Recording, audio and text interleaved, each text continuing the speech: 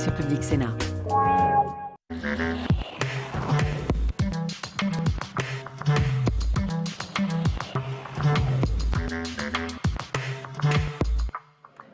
Bonjour à tous, merci de nous rejoindre en direct du Sénat. Dans un quart d'heure, à 15 h très précisément, vous allez pouvoir suivre les questions d'actualité au gouvernement. Beaucoup de sujets aujourd'hui parmi les thèmes abordés par les sénateurs, notamment deux questions autour de l'école et des rythmes scolaires. Et c'est le ministre de l'Éducation, Vincent Peillon, qui répondra directement à ces interpellations des sénateurs. Une question également sur le déplacement la semaine dernière de François Hollande à Florange.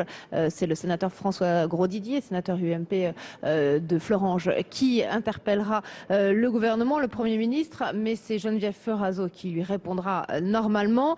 Une question aussi sur le travail du dimanche, autre thème d'actualité important en ce moment, et là c'est Michel Sapin, le ministre du Travail, qui sera présent. Et puis à noter également une question de la sénatrice écologiste Esther Benbassa sur le contrôle au faciès.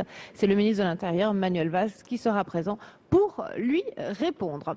Voilà, et puis après cette séance des questions d'actualité, on se retrouvera comme d'habitude sur ce plateau avec nos invités, sénateurs, ministres, pour revoir ensemble ces questions d'actualité, refaire ensemble la séance. Ensuite, à 16 h 30 sur notre antenne, vous pourrez suivre toujours en direct la suite de la discussion autour du projet de loi sur les métropoles, et une disposition attendue en discussion cet après-midi au Sénat, puisque les sénateurs vont aborder l'article 12 du texte autour du Grand Paris. Tam Tranui, bonjour. Bonjour Perrine. Vous êtes avec nous en direct de l'hémicycle du Sénat. Dites-nous un petit peu où on en est sur ce texte sur les métropoles et ce qu'on attend de la discussion cet après-midi à partir de 16 h 30 sur notre antenne autour du Grand Paris. Et donc on arrive au cœur du texte, effectivement, puisqu'en première lecture, rappelez-vous, au mois de juin, les sénateurs avaient rejeté la création du Grand Paris, là où au contraire, ils avaient acté la création de la métropole du Grand Lyon ou encore celle de Marseille. Du coup, l'enjeu de cette deuxième lecture, c'est bien le sort réservé à la région capitale, un enjeu essentiel puisque c'est pas moins de 10,5 millions d'habitants, que c'est le premier bassin d'emploi européen. Alors, lors de cette deuxième lecture, les sénateurs UMP sont prêts au compromis, contrairement à ce qui avait été le cas en première lecture. Plus de rejet en bloc cette fois-ci. L'objectif, c'est bien de poser leur marque à ce texte afin qu'il ne s'agisse pas d'une métropole simplement décidée par les travaux de l'Assemblée nationale. Leurs amendements visent notamment à faire en sorte de préserver les intercommunalités, faire en sorte qu'elles ne soient pas absorbées par la future métropole du Grand Paris. Finalement, les mots les plus durs sont venus depuis 2 jours, plutôt de la gauche, du front de gauche, des communistes, qui ont, je cite, dénoncé le diktat de Bruxelles sur ce texte et qui craignent la mise en place d'un monstre technocratique. Merci beaucoup Tam, on vous retrouve en direct de la tribune de presse de l'hémicycle tout à l'heure à 16 h 30 quand on va reprendre sur notre antenne les discussions autour de ce projet de loi. Alors tout de suite sur notre plateau, Claude Dillin, sénateur socialiste de Seine-Saint-Denis, et puis Philippe Dallier qui va venir tout de suite nous rejoindre après quelques 30 secondes de maquillage. Claude Dillin, bonjour, merci d'être avec nous. Est-ce que vous pensez que cet après-midi un compromis politique va être trouvé ici au Sénat autour du Grand Paris? Il est fondamental pour le Sénat qu'un texte concernant la métropole du Grand Paris sorte. On ne peut pas refaire le coup de la page blanche.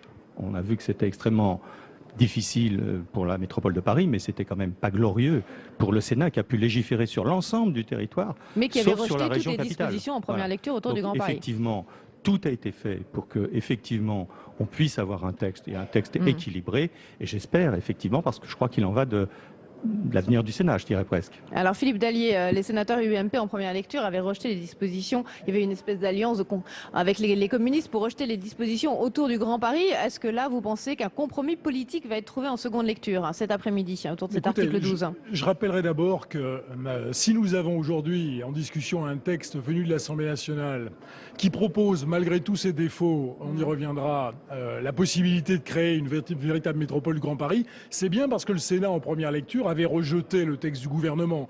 Donc on a été beaucoup critiqué pour cela, mais c'est cela qui a permis effectivement qu'on ait aujourd'hui un texte qui, à mon sens, est un texte... Donc ça a servi quand même à quelque chose ce rejet? Bien évidemment. Sinon, on serait parti sur le texte du gouvernement qui voulait une métropole de 10 millions d'habitants dans une région qui en fait 12. Donc l'enjeu aujourd'hui pour le Sénat, c'est effectivement de savoir si on rendra à nouveau une page blanche, ce que je n'imagine pas, si on ira vers quelque chose qui n'est pas une métropole. C'est la proposition d'un certain nombre de nos collègues. Et Mais moi, quoi, je ne le alors souhaite pas. Ils proposent un simple syndicat mixte sans compétences très intégrées et surtout sans capacité, sans pouvoir de lever l'impôt. Et je pense qu'effectivement, pour ce qui est d'une métropole, il faut un établissement public de coopération intercommunale à fiscalité propre pour qu'il ait des moyens, tout simplement. Manque d'ambition autour de ce Grand Paris, c'est ce que semble vous reprocher Philippe Dallier, Claude Dillin? Non, pas à vous, oui. Sur l'ancien texte, sur l'ancien probablement. texte, oui. Mais effectivement, À l'origine, vous voulez la dire. question était simple, c'est-à-dire que le texte a été rejeté. Donc qu'est-ce qu'il fallait faire? Continuer avec ce texte ou avoir plus d'audace? Moi, j'ai fait partie des sénateurs qui ont pensé qu'il fallait avoir plus d'audace. Et effectivement, ce que le gouvernement a proposé à l'Assemblée nationale est effectivement un texte d'une métropole intégrée qui a effectivement des recettes fiscales et qui a des pouvoirs, et en particulier en matière de logement. On ne peut pas dire que le logement va bien dans la métropole parisienne. Il va très mal, avec des conséquences humaines très graves. Donc, ne serait-ce que pour le logement, mais il y a d'autres compétences. Et là, il nous faut... Et les transports, notamment. Oui, alors ça, c'est la région. Mais il nous faut effectivement une métropole comme partout ailleurs. Il suffit de regarder ce qui se passe non seulement dans le monde, mais aussi en France, avec la métropole de Lyon, dont tout le monde dit que c'est extraordinaire. Alors, il faut que la région capitale ait aussi une vraie métropole. Je rejoins tout à fait Philippe Dallier. D'ailleurs, le Sénat, effectivement, l'a démontré. Le temps du syndicat mixte, qui n'a pas beaucoup de pouvoir, est terminé. Reste qu'on est toujours un peu perdu dans ce millefeuille entre les intercommunalités qui vont peut-être disparaître au profit du Grand Paris, mais les départements, les 3 départements de la petite couronne parisienne devraient être maintenus, plus effectivement la structure ensuite régionale. Est-ce qu'il ne faudrait pas encore plus de simplification pour faire un grand pôle central en France ? C'est bien ce que j'espère, et c'est bien ce que j'avais proposé dans le rapport que j'avais rendu en 2008, qui proposait la création d'un Grand Paris, en commençant par fusionner les départements de Paris et de la Petite Couronne, et ensuite par absorber les intercommunalités qui existent dans ce périmètre. On aurait donc gardé les communes en charge de la proximité, la métropole essentiellement en charge de l'urbanisme, de la politique de la ville, du logement, et puis la région au-dessus. Et je pense que de toutes les manières, on va vers ce modèle objectif 2020, 2025 peut-être, mais on va vers ce modèle, et c'est pourquoi il faut qu'on adopte le texte qui nous est présenté ici, en tous les cas l'article 12, même modifié, il faut qu'on l'adopte parce que ça va dans la bonne direction. C'est pas le texte que j'aurais écrit, mais en tous les cas ça va dans la bonne direction, et c'est ce pourquoi je vais me battre cet après-midi. Et vous êtes d'accord tous les deux pour la disparition des strates intercommunales ? Bien évidemment, parce qu'on ne peut pas continuer... Tous ne sont pas d'accord ici au Sénat. Tous, non, mais je pense qu'avec Claude Dillin, on partage le même avis. On ne peut pas continuer à empiler des couches. On aurait les communes, les intercommunalités, les départements, la métropole, la région, l'État, l'Europe, 7 couches. On nous dit qu'il faut être plus efficace et que les Français n'en peuvent plus des impôts qui pèsent sur eux. Alors et ça n'est surtout, certainement pas ils sont comme paumés ça. avec et ils ne comprennent rien. Ils ne comprennent rien du tout. Ouais. Claude Dillin. Oui, d'abord, un des mérites de ce texte, c'est qu'effectivement, il ne rajoute pas une couche supplémentaire au millefeuille, ce qui effectivement est très bien. Sur le problème des départements, moi je pense qu'effectivement, à terme, il faudra une suppression des départements. Non pas une fusion, ce qui peut-être me sépare un petit peu de Philippe Dallier, mais ça, il va falloir une voir suppression. si les Hauts-de-Seine ont envie de fusionner avec la Seine-Saint-Denis. Oui, probablement non. Mais la Seine-Saint-Denis, oui, par contre. Oui, dans l'autre sens, ça marchera certainement. C'est très rare qu'un président de conseil général dise « j'en ai assez des départements ». C'est quand même très rare, donc ça veut dire que la situation est grave. Simplement, nous, on a fait la démarche, effectivement, inverse, la démarche intellectuelle et opérationnelle, inverse de Philippe Dallier, parce que notre préoccupation, là, notre priorité, c'était une métropole. Donc on s'est concentré sur les compétences métropolitaines. Or, les compétences des départements, qui sont en gros l'aide sociale, ne sont pas d'ordre métropolitain. Donc nous avons pensé que ce problème devait être remis à plus tard, parce que il ne concernait pas l'urgence de créer une métropole. Mais je partage l'avis de Philippe Dallier. Je pense qu'à un moment ou à un autre, et dans des laps de temps qu'il dit, je crois que ce qui paraisse raisonnable, il faudra se poser la question soit de la fusion, soit de la disparition des départements. Ouais, vous y croyez une fusion possible de ces 3 départements, la petite couronne parisienne? Quand je disais fusion, c'est pour les faire disparaître au sein de la métropole. On est bien d'accord. Le but, c'est qu'il n'y ait plus que les communes de la petite couronne et Paris, et au-dessus la métropole. Je pense que c'est ça l'objectif qu'il faut atteindre. Alors, on y va. Pourquoi ne pas le faire dès ce texte, dès aujourd'hui? Écoutez, parce que c'est déjà une sacrée affaire de faire adopter un texte en ce sens, qui trop embrasse mal les trains. On verra cet après-midi que ça sera, à mon avis, assez difficile. Donc, on peut y aller en 2 étapes. Mais le tout, c'est de ne pas remettre ça au calendrier grec. Il faut effectivement qu'on puisse, d'ici 2020, avoir réalisé cette grande métropole qui absorbera les départements de la petite couronne. Et puis il y a des problèmes techniques quand même. Il y a des personnels. Enfin, c'est facile d'un trait de plume sur le papier de rayer, mais après de rayer les départements. Mais après, il faut, comme les intercommunalités, on n'a pas encore tout réglé. Heureusement, il y a une mission de préfiguration parce que rien que supprimer les EPCI, les établissements publics, c'est déjà extrêmement compliqué. Ça soulève un certain nombre de problèmes techniques. Donc, à chaque jour suffit sa peine. Si effectivement ce soir, je rejoins une fois de plus, ça devient grave, Philippe Dallier. Pour qui 50-50. Donc, si ce soir on arrive avec un texte qui affirme l'absolue nécessité d'un seul établissement public à fiscalité propre, eh bien, je crois qu'on aura fait notre travail. Après, on verra. Il y a encore d'autres lectures. Il y a la mission de préfiguration. Et puis, dans un 3e temps, 4e temps, on verra les départements. Avec une entrée en vigueur, a priori, en 2016, début 2016, est-ce que ça, c'est jouable ? Oui, je pense que c'est jouable, même si effectivement les difficultés à surmonter seront nombreuses, parce que le texte que nous allons discuter renvoie également à des ordonnances, parce qu'il faudra régler un certain nombre de choses, notamment en matière fiscale. Tout ça est très compliqué, mais il faut bien se fixer des objectifs, et des objectifs de moyen terme. Il faut bien se rendre compte que Paris, au sens large du Grand Paris, c'est la dernière métropole de France à s'organiser. On a créé les communautés urbaines il y a 40 ans, ailleurs, à Lyon, à Lille, etc. On n'a rien fait ici, on a toujours renvoyé à plus tard, justement parce que c'était difficile. Donc maintenant, je ne dis pas... Pour quelle raison ? Parce que Paris est unique ? Parce que Paris, c'est la capitale de la France, parce qu'à Paris, vous avez énormément d'élus très importants qui ont du pouvoir et qui parfois n'ont pas envie de lâcher une partie de leur pouvoir. Tout ça, ce sont des réactions humaines. Mais ce qui est en jeu aujourd'hui, ça n'est pas seulement la question de la région Île-de-France ou de la métropole. Faire le Grand Paris, c'est de l'intérêt national. Il faut que Paris, notre ville-monde, puisse rivaliser avec le Grand Londres, avec toutes ces grandes métropoles. Il faut aussi penser à cela. C'est une question pour les habitants de cette métropole, mais c'est aussi une question d'intérêt national. Vous avez parlé de fiscalité à l'instant. Est-ce que vous pensez que les ressources qui sont prévues par le projet de loi sont pour l'instant suffisantes pour la naissance et la mise en œuvre de ce Grand Paris ? Oui, je voudrais d'abord dire que effectivement l'intérêt de créer une métropole, effectivement le rayonnement de la métropole, mais moi je fais partie des gens qui pensent qu'il ne peut pas y avoir de rayonnement si il y a dans ce territoire des inégalités territoriales aussi graves. Donc il faut que l'outil de gouvernance que nous allons créer soit également en capacité de régler ces graves inégalités territoriales. Un champion d'Europe des inégalités territoriales ici. Donc, et ça, on ne peut pas rayonner. C'est une espèce de boulet que traîne la capitale. Donc effectivement, le fait d'avoir une fiscalité commune, et en gros de mettre un certain nombre de recettes dans le même pot et après de le redistribuer, alors le redistribuer, ça c'est un acte politique, mais au moins avec cette métropole, on a les moyens techniques de faire de la solidarité. Après, on la fera ou on la fera pas, selon les politiques, ça c'est la démocratie, mais jusqu'à présent, effectivement, les Hauts-de-Seine et la Seine-Saint-Denis n'avaient rien en commun en termes de fiscalité. Là, au moins, on l'a. Oui, qu'est-ce qui poussera Puteaux ou Nanterre à redistribuer leur fiscalité issue du quartier d'affaires de la Défense vers la Seine-Saint-Denis ? Écoutez, lorsque l'on aura une métropole avec des élus, alors soit représentant les communes, c'est la première étape, soit peut-être après issus du suffrage universel direct, avec un choix des électeurs, eh bien les orientations politiques pourront être différentes. Mais ce qui est certain, c'est qu'effectivement, cette métropole, elle va bénéficier de tout l'impôt économique collecté dans son périmètre, et c'est bien ça le plus important. Très bien, écoutez, merci beaucoup à tous les deux d'être venus sur notre plateau. Je vous laisse rejoindre l'hémicycle du Sénat puisque dans quelques secondes, peut-être une minute ou deux, vont débuter maintenant les questions d'actualité au gouvernement. Allez-y, je vous libère. Merci. Des questions d'actualité beaucoup tournées autour de l'école. Je vous l'ai dit tout à l'heure, 2 questions autour de la refondation de l'école, des nouveaux rythmes scolaires.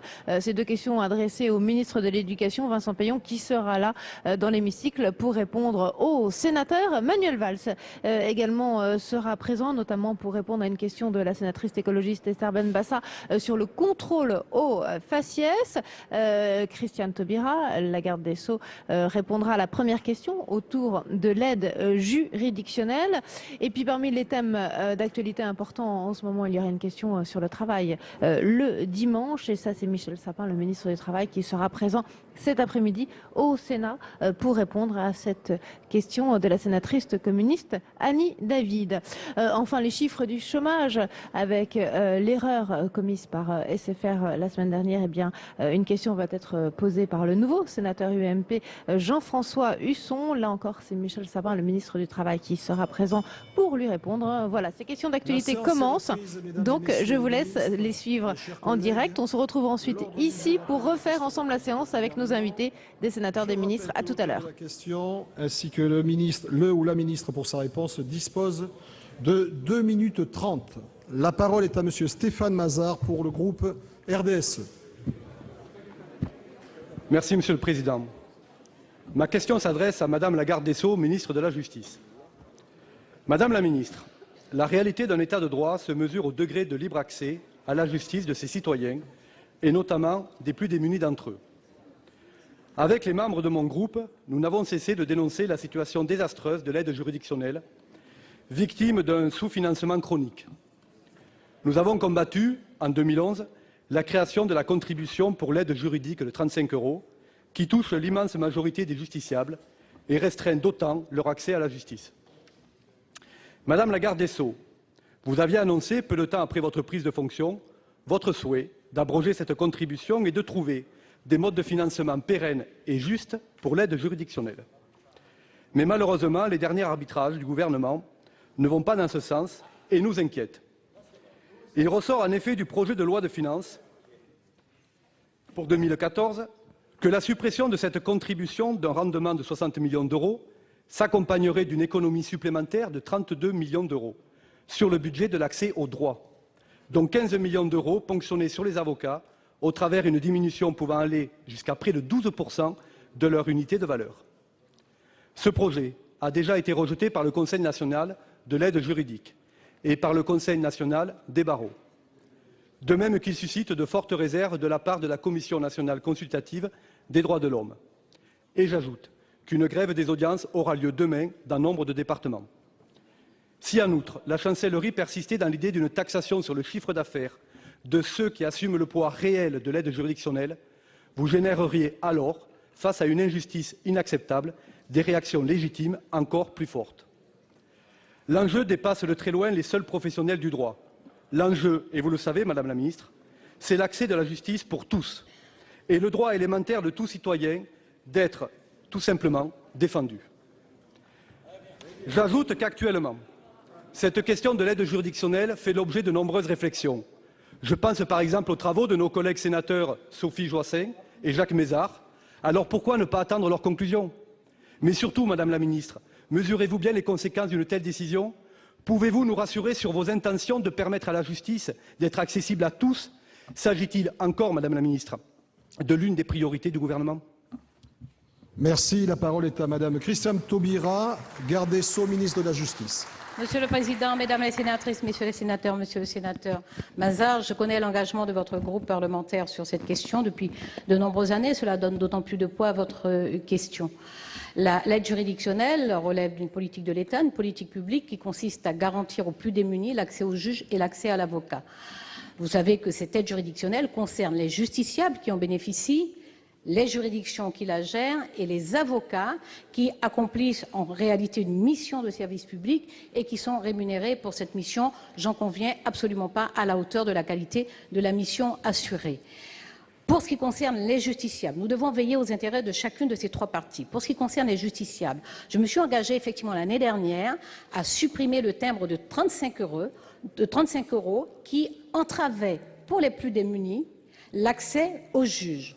Et cette parole est tenue puisque le gouvernement s'y était engagé lui-même, c'est un engagement du président de la République, et le gouvernement a donc abondé le budget du ministère de la Justice des 60 millions d'euros qui permettent en compensation d'abroger ce timbre de 35 €, puisque ce timbre rapportait À l'aide juridictionnelle, 55 millions d'euros.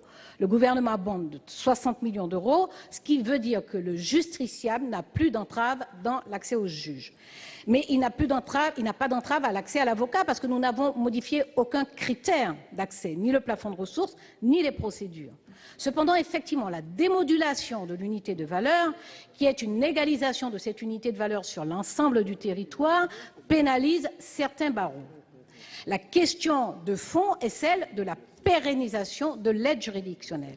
Et depuis plusieurs mois, j'ai travaillé avec la profession, nous avons essayé de trouver les moyens, les ressources nécessaires pour consolider et pérenniser cette aide juridictionnelle.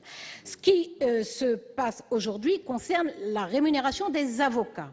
Cette rémunération n'a pas augmenté depuis plusieurs années, mais je vous rappelle néanmoins que l'année dernière, ce gouvernement avait augmenté de 16% l'enveloppe de l'aide juridictionnelle.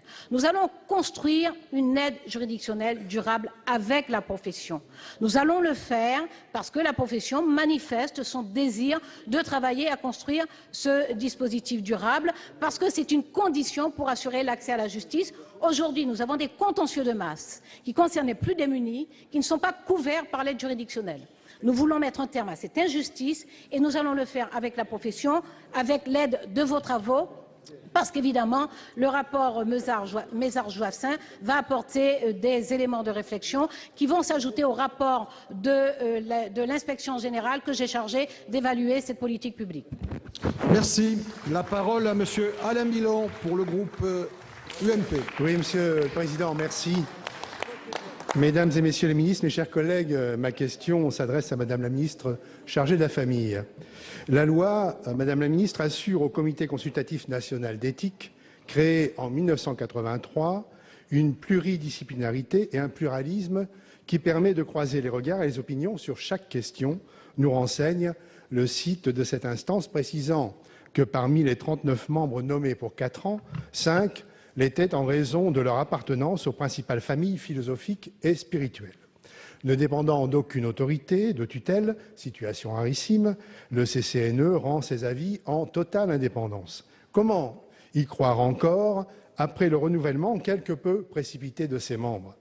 À l'approche des États généraux de la bioéthique organisés par le CCNE, à la veille d'importants débats parlementaires susceptibles de modifier la législation en vigueur en matière de PMA, en matière de fin de vie, le président de la République, en charge de nommer les représentants des courants de pensée au sein de ce CCNE, a décidé que les représentants officiels des religions concernées seront remplacés par des laïcs appartenant à la religion considérée. Une telle exclusion, dans son principe, est choquante à divers titres.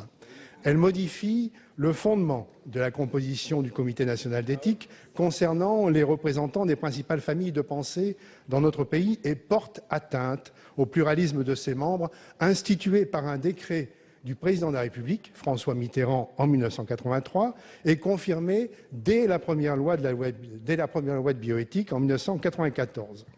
Elle laisse supposer un nouveau concept de la laïcité qui, au lieu d'intégrer les courants religieux à travers leurs représentants hiérarchiques, les rejette de la plus haute instance éthique nationale, dont on sait que ses avis se limitent à n'être que consultatifs.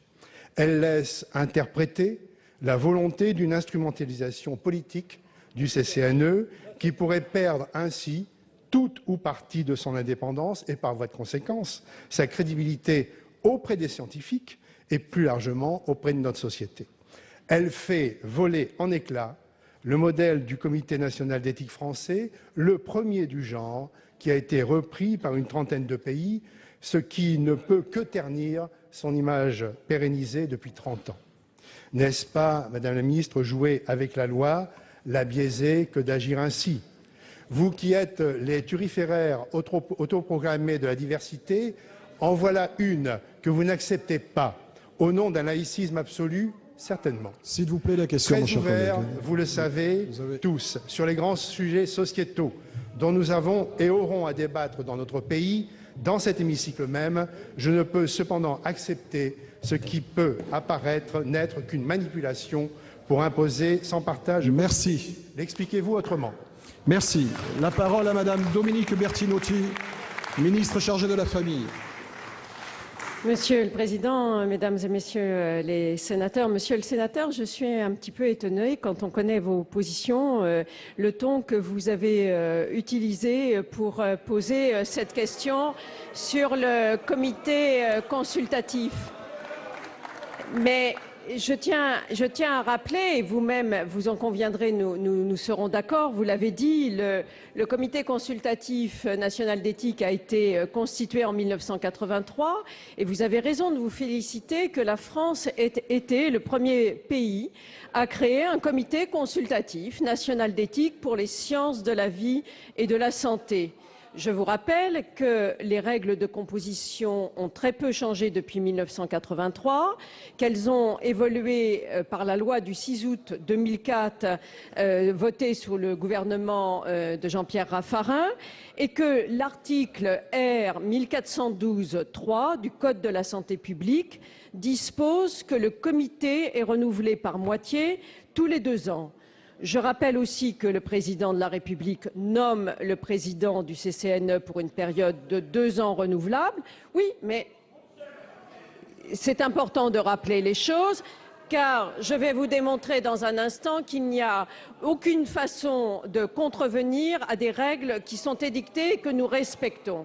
Je tiens à dire, et vous l'avez dit très clairement, que parmi les 39 membres, 5 appartiennent aux principales familles philosophiques et spirituelles et sont nommés par le président de la République. Tel est le contenu de la loi. Le gouvernement a agi donc en conformité avec ces règles.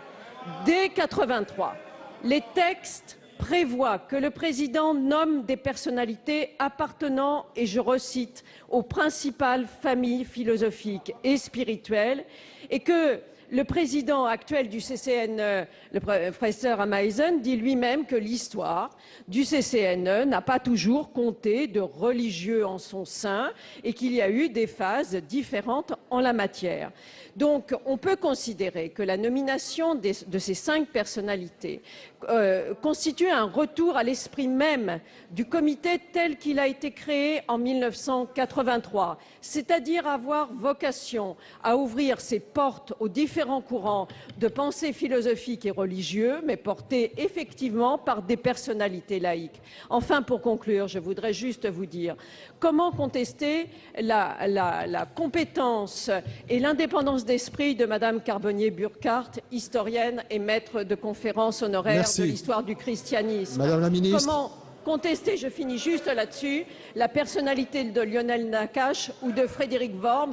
Ayez donc confiance au libre arbitre de chacun. La parole est à Madame Catherine Morin-Desailly pour le groupe UDI-UC. Monsieur le Président, mes chers collègues, ma question s'adresse au ministre de l'Éducation nationale. Vous avez engagé une réforme des rythmes scolaires dont le principe n'a jamais été remis en cause, mais qui nécessitait une préparation suffisante et approfondie. Malheureusement, un mois après la rentrée des classes, la plus grande confusion règne. Les élus locaux font beaucoup d'efforts dans l'intérêt de nos enfants, mais nombreux sont ceux qui ne voient toujours pas de réponse concrète et pertinente aux carences de cette réforme. Interpellés tous les jours, nous ne pouvons qu'être inquiets. Je vous avais pourtant alerté dès le 25 janvier, lors d'une même séance de questions, contre un passage en force qui risquait d'être contre-productif. Je vous avais engagé à dialoguer avec tous les partenaires de l'école et d'abord avec les élus locaux. À l'UDI, nous considérons que ce sujet est trop important pour être instrumentalisé. L'enjeu est notre capacité à nous réformer. Encore faut-il que ce ne soit pas fait dans la précipitation et l'impréparation.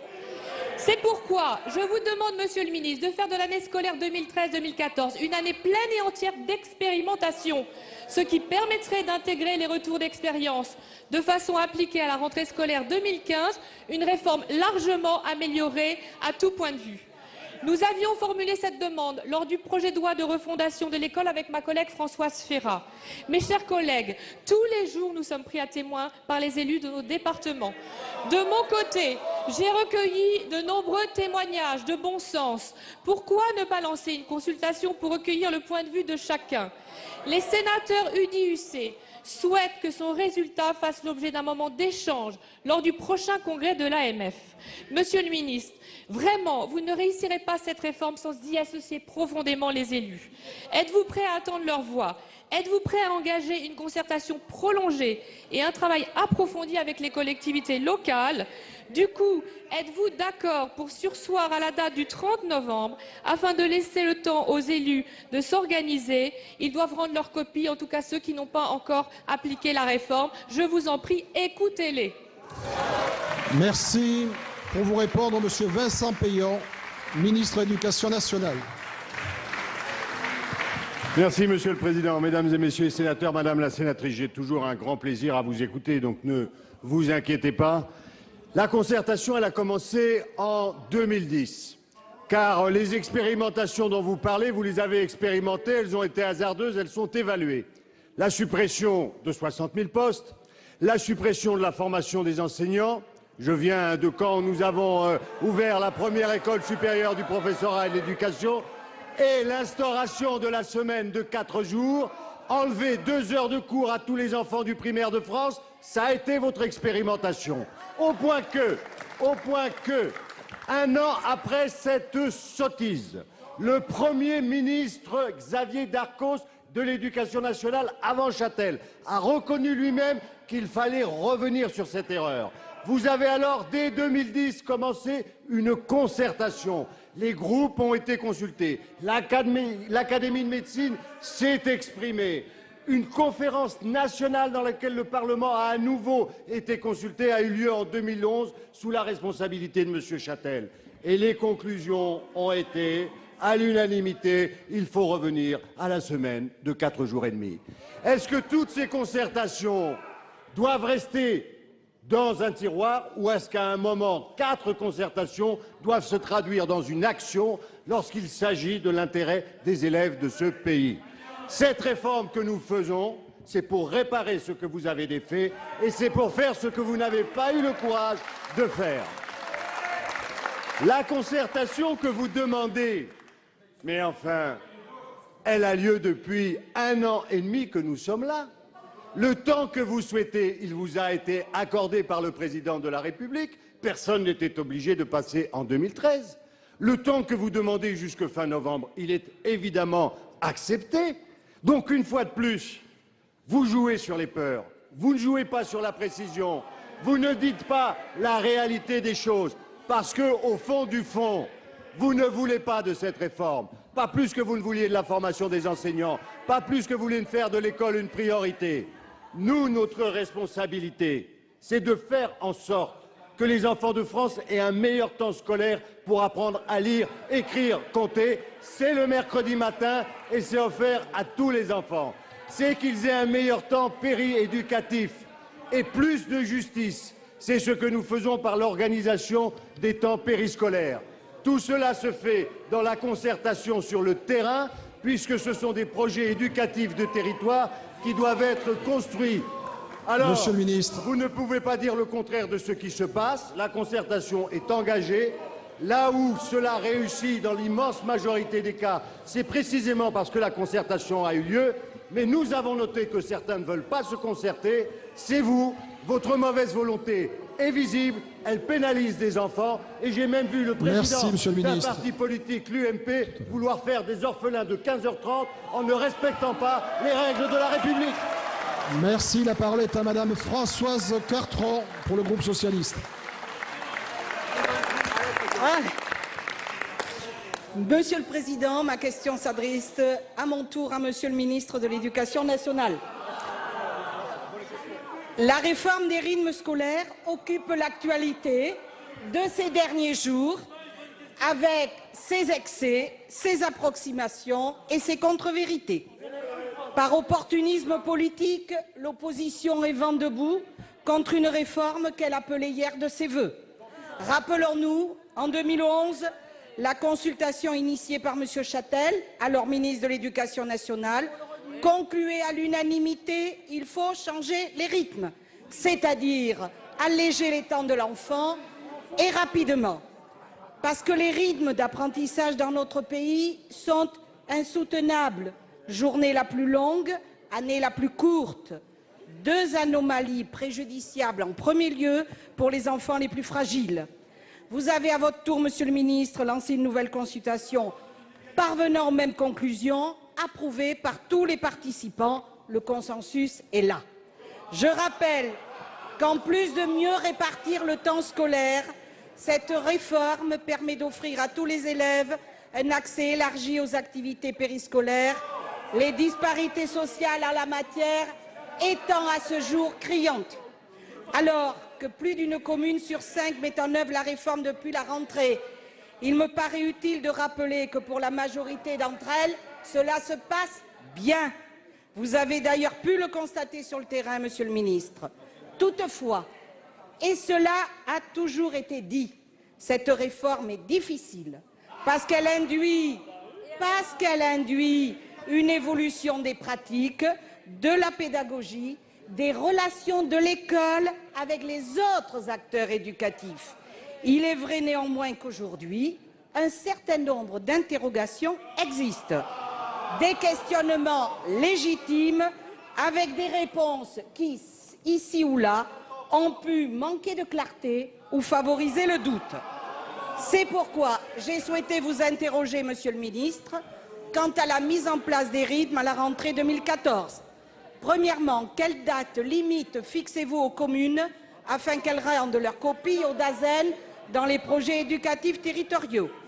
Afin de rassurer les maires, pourriez-vous rappeler à quel financement ils peuvent prétendre et confirmer que l'engagement de la CAF ne se substitue pas au fonds d'amorçage? Enfin, pour les communes qui appliquent déjà les nouveaux rythmes, la question se pose. Cette réforme nécessite un effort financier des collectivités. Je le crois, un accompagnement pérennisé sur 2014 pourrait apparaître comme un encouragement. Et je le dis à Madame Morin-Desailly, ce n'est pas parce que les choses sont difficiles que nous n'osons pas, c'est parce que nous n'osons pas qu'elles sont difficiles. Merci. Monsieur le ministre, plus brièvement si possible.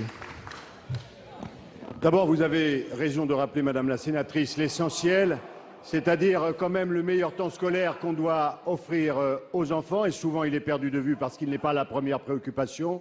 Il est meilleur pour apprendre à lire, à écrire, compter, de le faire à 9h30 le matin qu'à 16h15 le reste de la semaine. Et dans le déclin scolaire des enfants, cette question est centrale. Elle a été soulevée d'ailleurs par tous les spécialistes et même les parlementaires depuis des années. Deuxième temps, dans les accueils périscolaires, il n'y a que 20% des enfants qui sont accueillis aujourd'hui en France, avec des inégalités allant de 1 à 10, et ce temps périscolaire est toujours payant. La Caisse d'allocation familiale a modifié sa convention d'objectifs pour permettre qu'il soit aujourd'hui gratuit, et le Président de la République a accordé un fonds qui permet de subventionner les collectivités locales de telle sorte qu'elles puissent rendre ces activités gratuites. Cela permettra de faire que ce ne soit plus 20% des enfants, mais 80% des enfants qui en profitent. C'est donc une bonne réforme scolaire, c'est une bonne réforme éducative et c'est en plus une réforme de justice. C'est peut-être pour cela que la droite ne la soutient pas comme elle le devrait. Madame, sur les 3 questions que vous avez posées, les réponses sont très nettement les suivantes et ça permettra de corriger toutes les approximations qui ont pu être faites. D'une part, les 54 € de la CNAF, pérennisés déjà pour 3 ans, ne se substituent en rien aux 50 € et aux 40 € du fonds d'amorçage dont nous aurons à voir dans une discussion avec l'Association des maires de France et les élus locaux la pérennisation pour les temps à venir.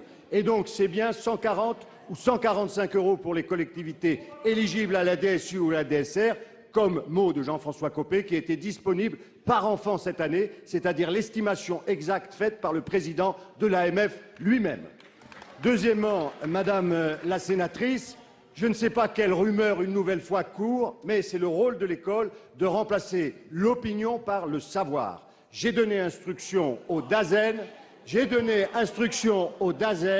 qu'il n'y ait pas de temps limitatif pour les communes qui doivent rendre leurs projets de territoire. Et on verra bien alors quelle est la bonne volonté de ceux qui, de mois en mois, après, d'année en année, repoussent en permanence l'intérêt des enfants. Mais je le dis nettement, ce que nous voulons, c'est la concertation. Nous sommes aux côtés des élus, nous les accompagnons et il n'y a aucune date impérative pour remettre ses projets.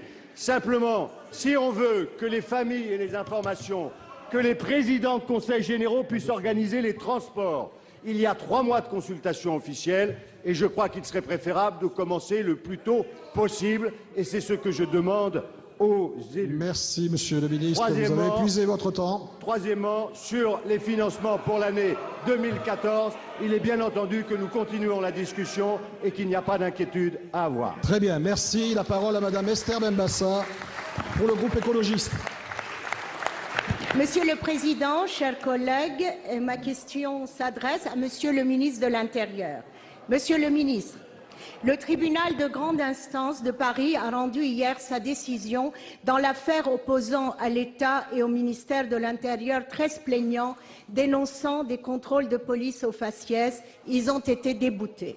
Il ne nous appartient bien sûr pas de commenter une décision de justice. Cela nous oblige-t-il pour autant à garder ici le silence? Car ce qui est en cause en l'occurrence est bien l'article 78-2 du Code de procédure pénale, un article qui, en l'état, rend possible le contrôle au faciès.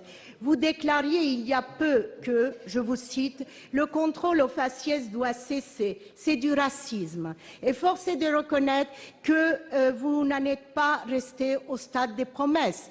Le code de déontologie de la police a été modifié pour interdire, par exemple, le tutoiement. De même, toute personne s'estimant victime d'un comportement susceptible de mettre en cause des agents affectés dans un service de la police nationale peut désormais le faire directement savoir en ligne à l'inspection générale de la police nationale.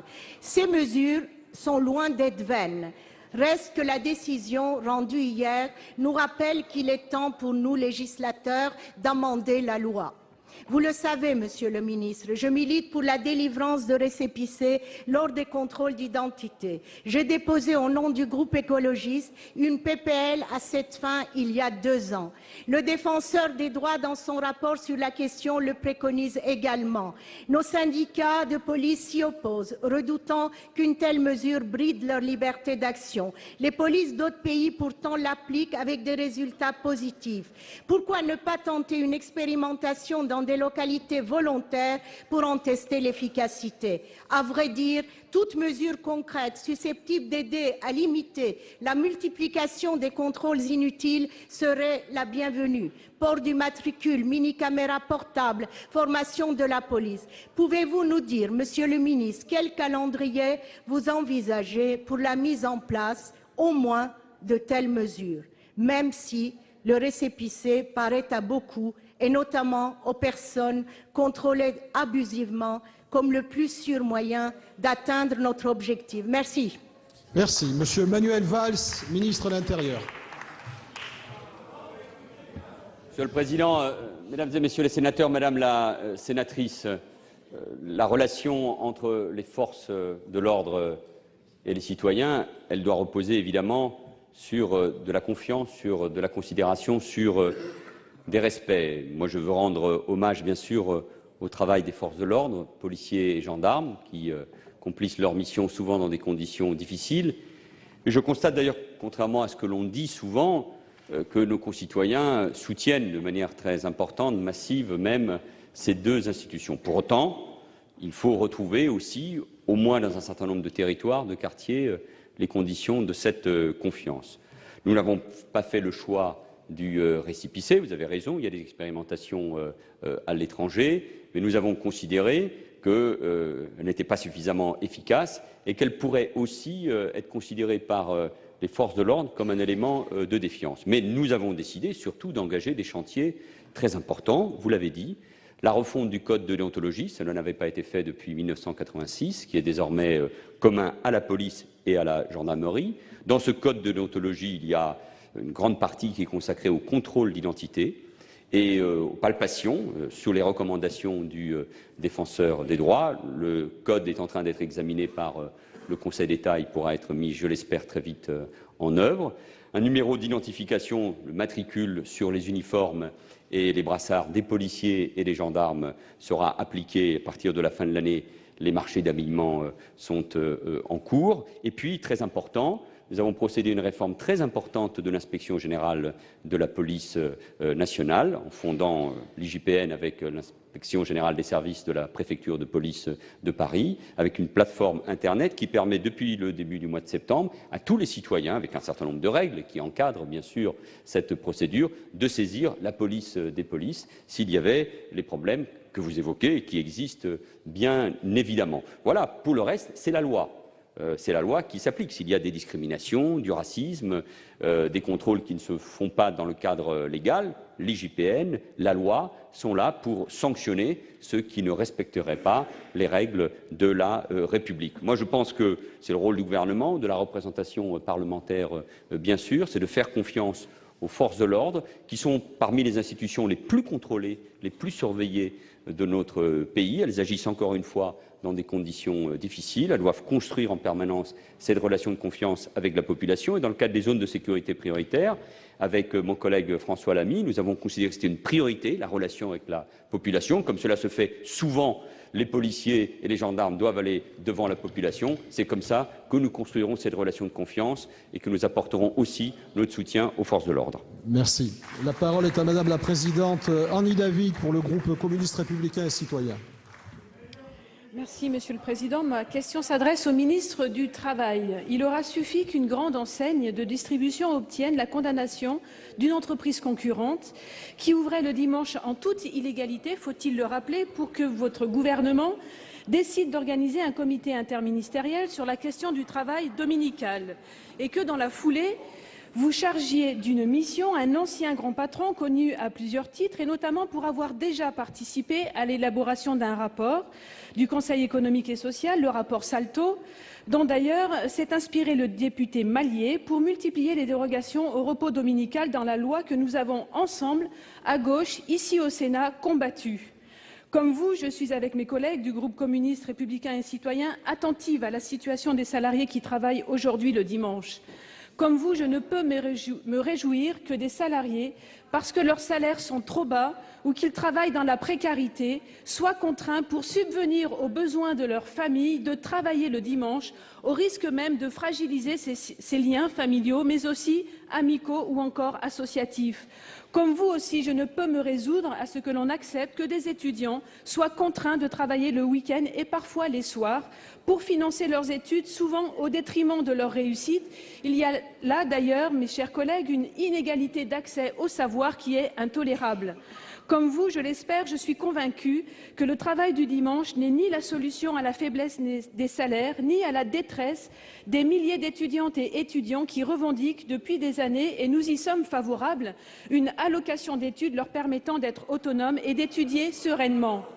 D'ailleurs, une majorité de gauche au Sénat a, en 2011, adopté la proposition de loi que j'ai déposée pour renforcer le droit au repos dominical, convaincue que nos concitoyennes et concitoyens ont besoin de disposer de temps libéré permettant les retrouvailles familiales, amicales ou associatives. Un temps qu'André Henry, ancien ministre socialiste du temps libre, qualifiait cet été, je cite, de temps choisi qui reste toujours une idée neuve. Tout à l'opposé, en somme, de cette société où le tout marchand l'emporte toujours sur l'humain. Voulons-nous une société où l'argent prime et opprime les plus faibles, ou une société d'émancipation des femmes et des hommes créateurs de richesses? Pour les sénatrices et sénateurs communistes, républicains et citoyens, le choix est clair, celui d'une société émancipatrice et offrant à nos jeunes un avenir de progrès. Monsieur le ministre, avez-vous renoncé, avec le gouvernement auquel vous appartenez, à ce modèle de société émancipatrice? Merci. Monsieur Michel Sapin, ministre du Travail, de l'Emploi, de la Formation professionnelle, du Dialogue social. Merci, Monsieur le Président, Mesdames, Messieurs les sénateurs et sénatrices, Madame la Présidente. Vous m'interrogez sur la question du repos dominical, qui est un principe ancien et qui n'est pas issu de n'importe quoi, qui est issu de ces combats d'hommes et de femmes qui, il y a un siècle ou un peu plus, travaillaient 7 jours sur 7, sans qu'il y ait d'arrêt, travaillaient parfois jour et nuit, sans qu'il y ait de règles pour fixer ce qui doit être naturellement le rôle de la loi, les limites à une loi qui était la loi de la jungle. Le gouvernement est attaché au maintien du principe du repos dominical. Chez nous, c'est dominical. Ailleurs, ce sera un samedi. Ailleurs, ce sera un vendredi. Mais il n'y a pas un pays en Europe qui dise 7 jours sur 7, on travaille et on a le droit de travailler. Il y a toujours un jour de repos dans la semaine. Nous y tenons. Deuxième chose, mesdames et messieurs les sénateurs, si je devais vous demander votre avis, je pense que j'aurais du mal à obtenir un avis convergent. Mais, Madame la Présidente, ce que je constate, ce que vous constatez, c'est d'abord une chose. C'est beaucoup en région parisienne que le problème est posé. Parce qu'en région parisienne, c'est vrai qu'il y a aussi des conditions. Peut-être faut-il lutter ensemble contre ces conditions particulières. Lorsque vous avez passé 1h30 le matin en transport, 1h30 le soir en transport, il vous reste peu de temps, contrairement à ce qui peut se passer dans l'Isère ou à Argenton-sur-Creuse, pour faire vos propres courses. Deuxième chose, il y a un énorme désordre aujourd'hui. Ce désordre, il a été créé par une loi, la loi Maillet de 2009, qui, croyait-il, vous permettrait d'ouvrir mieux, mais il ouvre sans ouvrir, il ouvre dans le désordre. Et aujourd'hui, ce que nous voyons, ce sont des décisions de justice qui constatent le caractère totalement inapplicable, de manière ordonnée, d'une loi qui est une mauvaise loi, une mauvaise législation. Il nous faut remettre de l'ordre dans un désordre qui a été créé par une loi votée par cette partie-là de l'hémicycle. Oui, nous allons remettre de l'ordre. Et nous allons le faire par la concertation. Nous avons demandé à une personnalité de travailler, mais de travailler vite, en l'espace de 2 mois, pour entendre les différents partenaires syndicaux, patronaux, locaux, et trouver une solution, proposer une solution. Ensuite, le gouvernement prendra sa responsabilité. Si le Parlement doit être saisi, il le sera. Et je pense que c'est par la concertation aussi que nous ferons en sorte qu'une des plus graves inégalités soit combattue. Il y a des salariés qui travaillent le dimanche et qui sont payés double. Et il y a les mêmes salariés dans d'autres entreprises qui travaillent le dimanche et qui sont payés comme le reste du temps. Là aussi, il y a une inégalité contre laquelle nous lutterons. Merci. La parole à Monsieur François Grosdidier pour le groupe UMP. Ma question s'adressait à Monsieur le Premier ministre. Il est absent comme Monsieur Montebourg. Courage, Fillon. Il y a 2 semaines à Matignon, il a signé avec le président de la région Lorraine le pacte lorrain. Un contrat illégal parce que non approuvé par le Conseil régional, un contrat banal avec 150 millions d'euros. Cela représente seulement 4% des 3,5 milliards annoncés 5 jours plus tôt par le président de la République pour une nouvelle France industrielle. 4%, c'est la part de la Lorraine dans la population française, c'est le droit commun, pas 1 euro de plus pour la Lorraine. Il n'y a que l'emballage qui change, il a mis en scène un non-événement.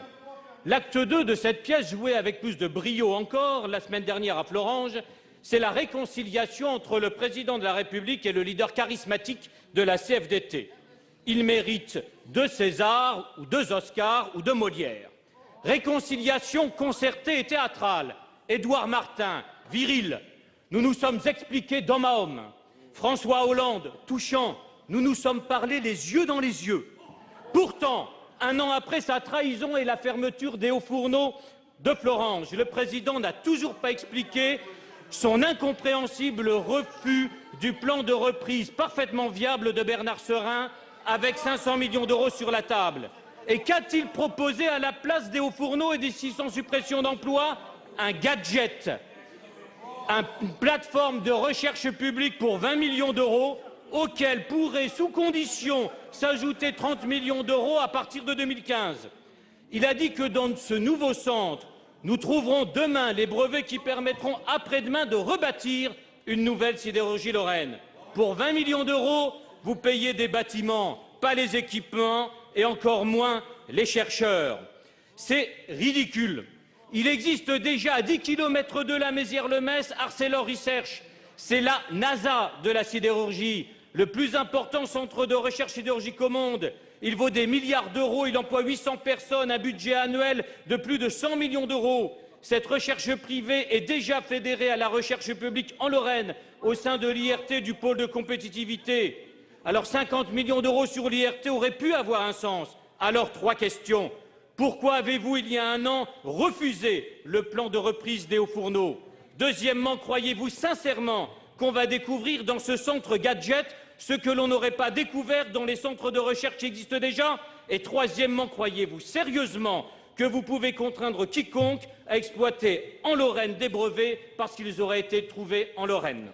Merci. Madame Geneviève Fioraso, ministre de l'Enseignement supérieur et de la Recherche. Monsieur le Président, Mesdames et Messieurs les sénateurs, Monsieur le sénateur François Grosdidier, nous allons parler recherche et innovation et emplois créés grâce à la recherche et à l'innovation. Il est donc légitime que ce soit la ministre de l'Enseignement supérieur et de la Recherche qui s'exprime au nom du gouvernement.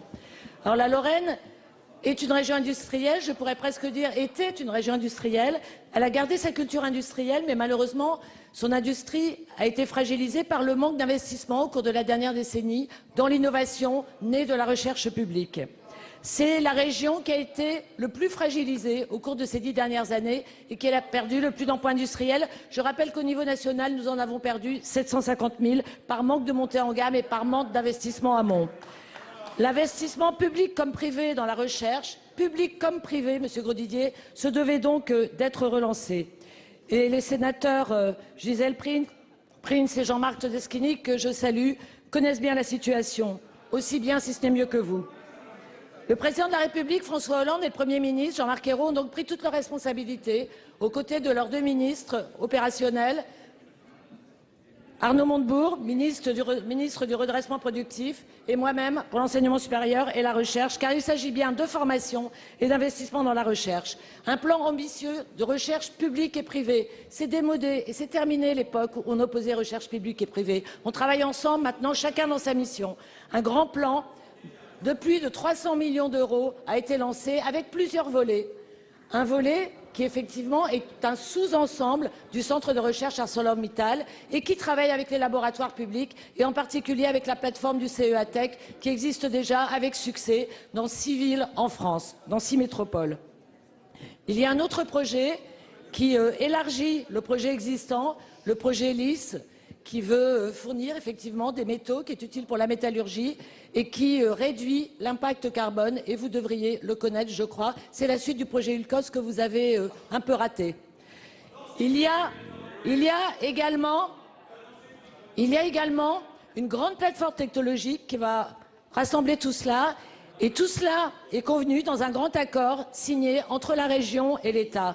Je rappelle que ces 300 millions d'euros vont constituer un levier de 1,5 milliard d'euros d'investissements publics et privés et que de votre côté, Nicolas Sarkozy, qui s'est rendu une seule fois, contrairement à ses promesses en Lorraine, s'était engagé en faveur d'un investissement de 17 millions d'euros dont pas un euro n'a été investi. Nous n'avons pas de leçons à recevoir et nous jouons l'avenir de la Lorraine, un avenir industriel, un avenir d'une industrie porteuse et pas d'une industrie comme celle que vous avez condamnée. Merci. La parole est à Madame Bernadette Bourzet pour le groupe socialiste. Merci Monsieur le Président, mes chers collègues. Ma question s'adresse au ministre de l'Agriculture, de l'Agroalimentaire et de la Forêt. Monsieur le ministre, vous avez accompagné hier le Président de la République à Cournon d'Auvergne au sommet de l'élevage, grand rendez-vous européen des professionnels et l'une des plus belles vitrines de la diversité de notre agriculture, de ses productions et de ses territoires. Votre déplacement correspondait à un moment clé où l'État doit prendre des décisions quant à la mise en œuvre de la PAC en France, nouvelle étape après les avancées notables que vous avez obtenues au niveau européen. Car nous le savons bien, c'est grâce aux efforts du Président de la République et aux vôtres que nous avons pu sauvegarder l'essentiel, à savoir un accord européen garantissant globalement le budget agricole de la France, car la tendance du gouvernement précédent était plutôt de le laisser aller à la baisse. Et tout cela en amorçant une nouvelle approche de la PAC à travers les paiements redistributifs, le recouplage des aides ou encore la mise en place du verdissement. Certes, si cette PAC n'est pas révolutionnaire dans son fonctionnement, elle est néanmoins novatrice dans les possibilités qu'elle offre, en permettant à chaque État membre d'utiliser ses outils pour mettre en œuvre sa politique agricole commune. C'est pourquoi sa transcription suscite des attentes fortes, en particulier chez les éleveurs, qui attendent avec espoir vos arbitrages. En effet, le secteur de l'élevage traverse depuis plusieurs années des difficultés structurelles, résultat de la dérégulation totale qui a prévalu ces 10 dernières années. L'élevage a perdu en 10 ans de 15 à 25% de ses productions, selon les secteurs, et c'est un constat que nous avons fait avec la filière viande très récemment. Le Président de la République l'a rappelé hier, quand la production de l'élevage recule, C'est toute une filière qui s'effondre et c'est la ruralité qui est menacée dans ses fondements. Depuis que vous êtes aux responsabilités, vous avez, Monsieur le ministre, choisi d'œuvrer pour une PAC plus juste, dont la priorité est une redistribution en faveur de l'élevage et de l'emploi, ce dont je ne peux que me féliciter. Hier, à Cournon, le président a montré sa détermination à sauver l'élevage, sans pour autant déséquilibrer les autres exploitations, et a annoncé les redistributions des aides de la PAC. J'y étais et j'ai pu mesurer à la fin de son intervention les applaudissements très nourris d'un public qui, à son arrivée, était pourtant grave, car inquiet. Pouvez-vous, Monsieur le ministre, nous indiquer les mesures qui permettront d'améliorer la situation de l'élevage sans pour autant mettre en danger les autres secteurs agricoles? Je vous remercie. Merci. Monsieur Stéphane Le Foll, ministre de l'Agriculture, de l'Agroalimentaire, de la Forêt. Monsieur le Président, Madame la sénatrice, vous avez évoqué plusieurs choses, à la fois la négociation sur la politique agricole commune et les conséquences que le Président de la République en a tirées pour ce qui est de l'application de cette politique agricole commune à la France. Il y a un an était engagé un débat à l'échelle européenne, à la fois sur les perspectives financières pour le budget de l'Europe. Et vous l'avez rappelé, ces perspectives financières, telles qu'elles étaient prévues, ne laissaient pas augurer grand-chose de bon pour ce qui était du budget de la politique agricole commune. La négociation qui a été conduite a permis, en particulier par l'implication de la France et du Président de la République, de garantir un budget pour toute l'Europe d'ailleurs, et toute la politique agricole, et faire en sorte qu'on maintienne le budget pour ce qui concerne la politique agricole française. Après, a été négociée durant une année une politique agricole commune qui avait des objectifs qui avaient été fixés avant. J'appelle et je rappelle à chacun l'engagement qui avait été pris en 2003 à Luxembourg. Découplage total des aides et convergence de la totalité des aides vers la même aide à l'hectare partout en Europe. C'était ça l'objectif qui avait été fixé par l'Europe et par les gouvernements européens en 2003 à Luxembourg. Dès 2008, dans les débats qui ont eu lieu sur le bilan de santé, l'objectif qu'on s'est fixé, c'était de redresser cette ligne pour offrir des perspectives, en particulier sur la question du couplage des aides, pour considérer que aider une production, c'était important, en particulier pour l'élevage. Dans toutes les négociations qui ont été conduites, la position de la France a été claire et elle a entraîné de nombreux pays avec elle. Le constat est celui-là, à la fois sur la question de la convergence et sur la question du couplage. Nous sommes passés d'une proposition de 10% à 13%, voire à 15%, puisqu'ils sont intégrés les protéagineux et les légumineuses pour l'autonomie fourragère. Alors que, je le rappelle, en 2003, c'était la disparition. Ensuite, sur le deuxième pilier, la négociation du Président de la République a permis de revaloriser les aides du deuxième pilier. L'objectif qui avait été fixé pendant la campagne présidentielle, c'était de fixer des priorités pour l'agriculture. La première, le soutien à l'élevage. Et ici, dans tous ces bancs, j'ai suffisamment participé à des débats pour savoir ce qui était dit sur la question de l'élevage. Priorité à l'élevage, prise en compte de l'emploi dans l'agriculture et verdissement, puisque nous avons un défi à relever sur économie et environnement. Le Président de la République a arbitré. Ces choses-là ont été dites. C'est 1 milliard d'euros en fin de période qui sera transféré vers l'élevage. Avec les paiements redistributifs et les premiers hectares, c'est l'emploi qui sera pris en compte, en même temps que, globalement, sera garanti l'équilibre de l'ensemble de notre agriculture. Merci. La parole à Jean-François Husson pour le groupe UMP. Ma question s'adresse à Monsieur Sapin. Après le bug, la fiabilité des chiffres en question titrait un grand quotidien régional il y a quelques jours. En effet, après avoir annoncé une baisse de près de 50 000 chômeurs en août, au sujet de laquelle vous aviez déclaré réfuter toute aberration statistique, je vous cite, vous avez été contraint de reconnaître l'erreur en constatant qu'elle était en fait de 25 000. Vous êtes tellement obnubilé par cette promesse présidentielle de voir la courbe du chômage s'inverser avant la fin 2013, qu'on vous sent paralysé pour agir. Vos ondes de conviction auraient-elles perturbé le réseau SFR? Même si j'ai bien conscience que le sujet est trop grave pour le traiter par la dérision, trop grave pour accepter l'impression que la réalité est voilée, trop grave pour souscrire à l'idée d'une quelconque manipulation.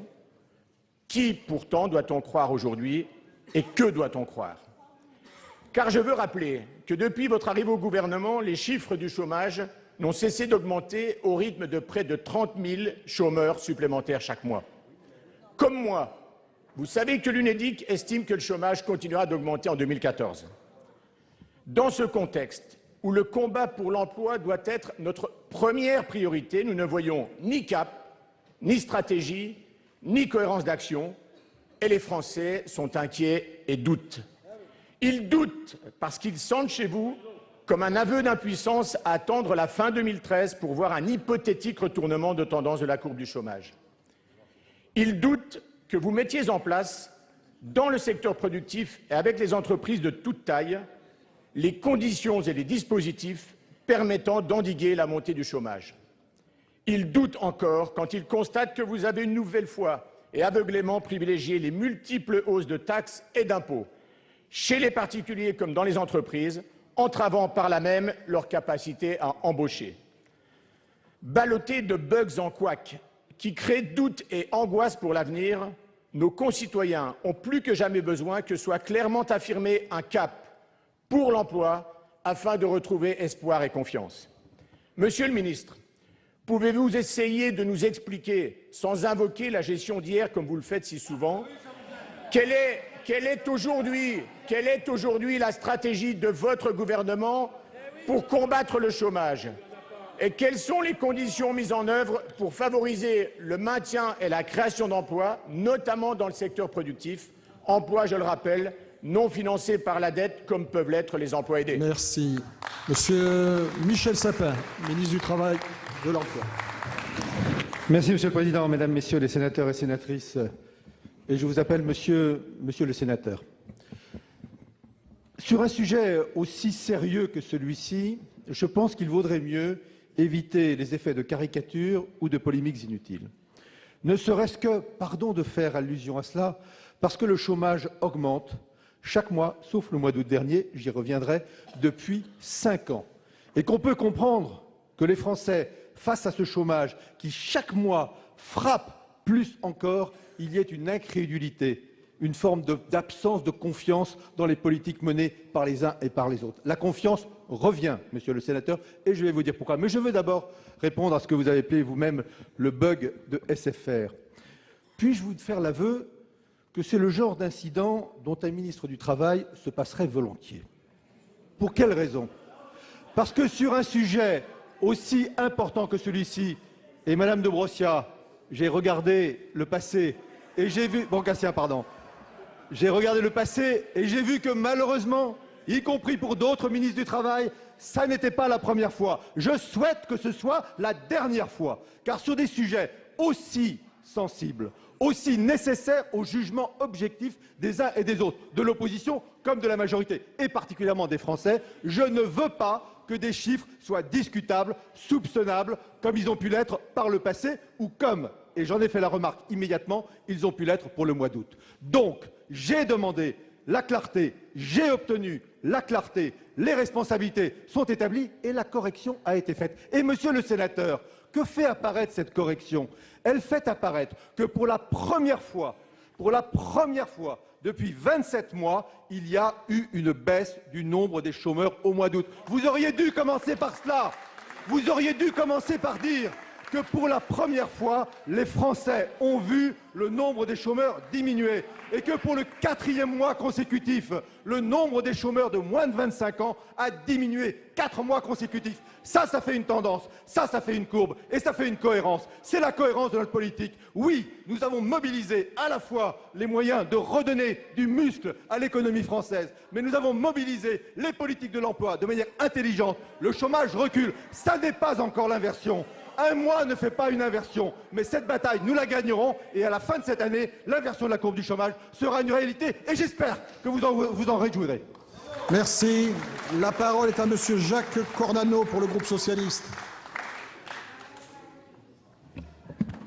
Monsieur le Président, mes chers collègues, ma question est à Monsieur le ministre de l'Intérieur.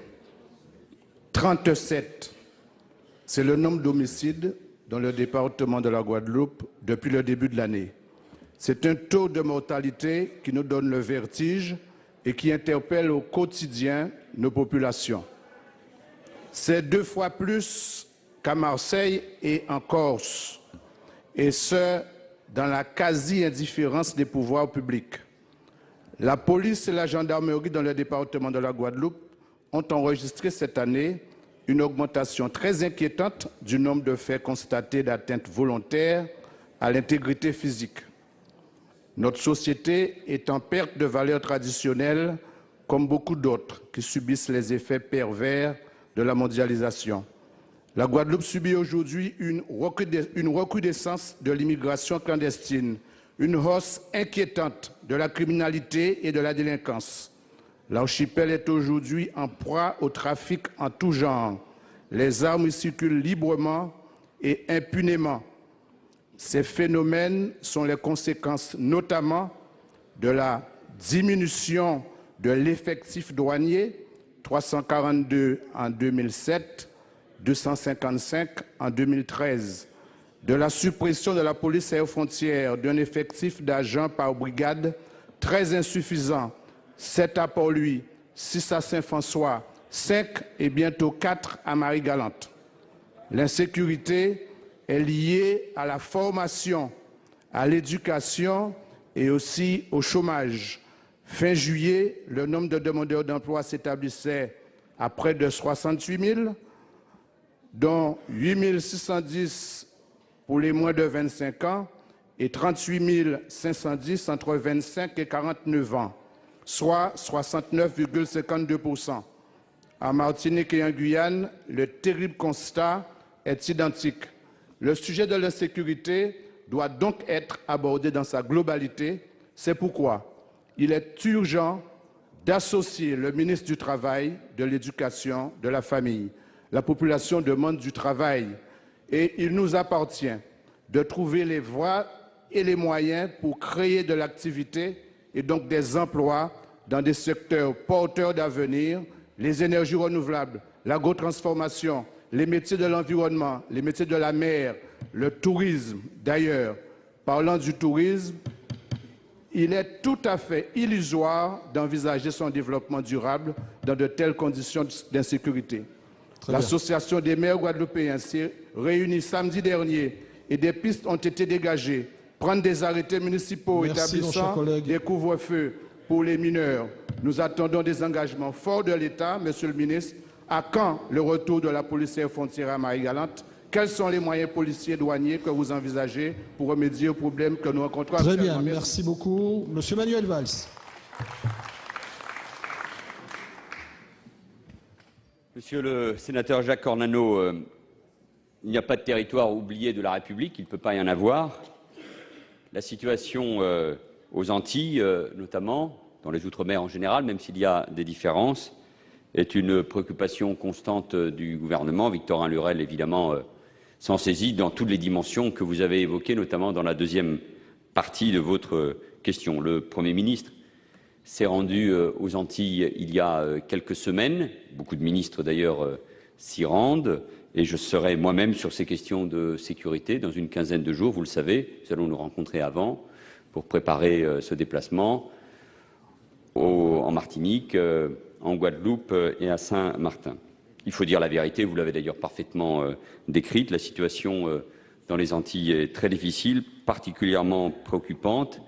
Et les crimes, les règlements de compte, les violences au sein des familles, en Guadeloupe comme à Saint-Martin, sont très préoccupantes avec des hausses tout à fait considérables.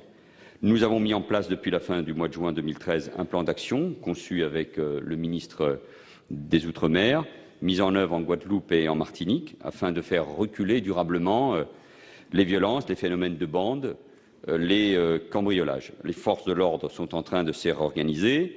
Il faut nous attaquer aux phénomènes et aux secteurs les plus criminogènes, lutter contre l'économie souterraine, qui joue un rôle tout à fait essentiel, et un groupe spécifique, d'ailleurs, a été créé pour lutter contre les bandes. Et de ce point de vue-là, il faut mobiliser tout le monde, l'État, bien sûr, c'est sa mission principale, les collectivités territoriales, mais également toute la société, car la La seule réponse ne viendra pas que des pouvoirs publics, même si elle est tout à fait essentielle pour les raisons que vous rappeliez, mais il faut aussi, c'est vrai, que toute la société guadeloupéenne se mobilise.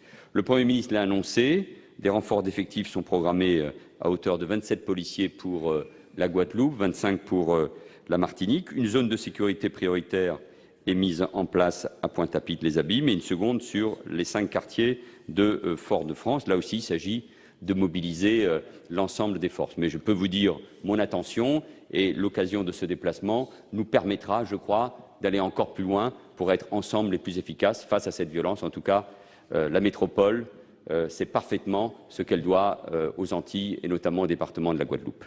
Merci. Monsieur Jean-Louis Masson pour les non-inscrits. Ma question est pour Monsieur le ministre de l'Intérieur. Monsieur le ministre, étant sénateur non inscrit, je vote toujours librement en fonction de la qualité des textes et de l'intérêt général. Ainsi, j'ai soutenu à 100% le projet d'interdiction des cumuls abusifs de mandats, car j'estime que cette réforme contribuera à démocratiser et à moraliser la vie publique. Par contre, je tiens à vous faire part de ma profonde réprobation au sujet d'une autre orientation soutenue par le gouvernement. En l'espèce, le transfert obligatoire des compétences d'urbanisme des communes au profit des intercommunalités. Or, le plan local d'urbanisme, c'est-à-dire le PLU, est un document fondamental car il permet aux communes de décider de leur avenir. Les communes sont déjà étranglées financièrement. Si en plus elles ne peuvent plus maîtriser leur développement, cela revient à les rayer de la carte. C'est d'autant plus grave que dans les intercommunalités, les pouvoirs sont souvent détenus par la ville-centre. De ce fait, les communes rurales périphériques risquent de se voir imposer des HLM de 10 étages ou des aires de stationnement pour nomades. Plus généralement, jusqu'à présent, les transferts de compétences au profit des intercommunalités se faisaient sur la base du volontarisme local. En édictant un transfert obligatoire et généralisé, on crée un dangereux précédent au détriment des communes. Monsieur le ministre, où est le respect de la démocratie locale? Monsieur le ministre, est-ce que le gouvernement veut la mort des communes? Merci. La parole à Madame Anne-Marie Escoffier, ministre chargée de la décentralisation. Merci, Monsieur le Président. Mesdames et Messieurs les sénateurs, Monsieur le sénateur Masson, j'ai bien entendu votre inquiétude concernant les intercommunalités et les transferts de compétences qui pourraient intervenir. Je voudrais vous rassurer, rappeler simplement que depuis maintenant 20 ans, avec la loi Joxe en 1992, ensuite en 1999 avec la loi Chevènement, l'intercommunalité a été mise en place. Et aujourd'hui, je crois que de façon unanime, chacun en sent le bienfait. Parce que l'intercommunalité répond à 3 critères majeurs. Le premier, c'est répondre à un projet partagé entre les collectivités territoriales. C'est donc la volonté de travailler ensemble. Le deuxième, c'est maîtriser les dépenses. Et le troisième objectif, c'est l'efficacité au bénéfice du citoyen. Alors, j'entends bien les inquiétudes qui peuvent être les vôtres. Je voudrais vous rassurer, vous dire que dans le cadre du projet de loi de finances 2014, nous travaillons avec force et vigueur pour faire en sorte qu'il y ait une véritable péréquation qui puisse se mettre en place et permettre à nos collectivités territoriales, à nos communes, de continuer à œuvrer et à apporter sur le terrain pour les citoyens les services dont ils ont besoin. Merci mes chers collègues, nous en avons fini avec les questions d'actualité au gouvernement. Je vais suspendre la séance, elle sera reprise à 16h15 pour la suite du projet de loi de modernisation. Voilà donc pour cette séance des questions d'actualité que vous avez pu suivre en direct sur notre antenne. On se retrouve tout de suite avec nos invités pour refaire ensemble la séance.